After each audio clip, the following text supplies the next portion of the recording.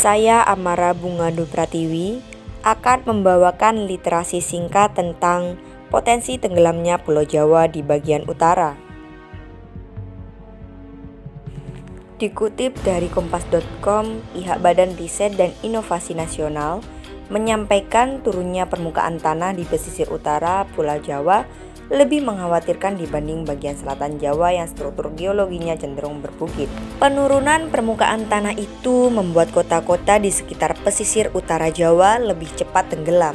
Cirebon, Pekalongan, Semarang, dan Surabaya adalah kota-kota pesisir utara Jawa yang paling rawan terhadap penurunan tanah ekstrim hingga tahun 2050.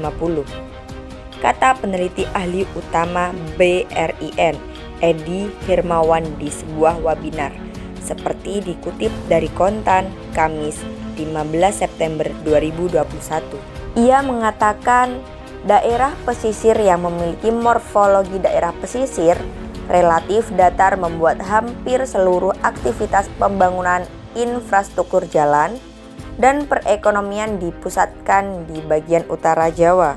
Menurut dia, hal tersebut memberikan beban lebih kepada tanah karena adanya pembangunan dan penyedotan atas penggunaan air tanah yang lebih banyak dibandingkan daerah lainnya. Untuk itu, upaya mitigasi dengan kebijakan penggunaan air tanah, penanaman mangrove dan pencegahan perusakan lingkungan harus segera dilakukan, ucap Edi.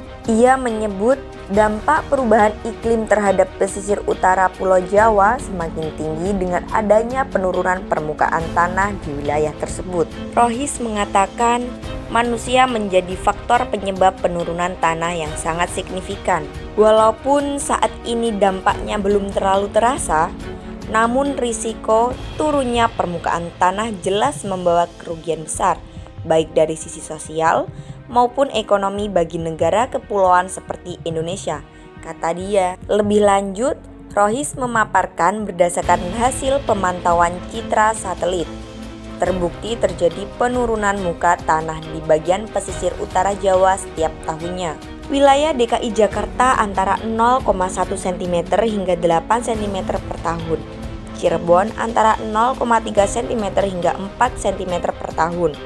Pekalongan antara 2,1 cm hingga 11 cm per tahun. Semarang antara 0,9 hingga 6 cm per tahun. Dan Surabaya antara 0,3 hingga 4,3 cm per tahun. Oleh karena itu, menurut dia diperlukan monitoring terhadap penurunan tanah dan laju perubahan garis pantai akibat perubahan ketinggian air laut.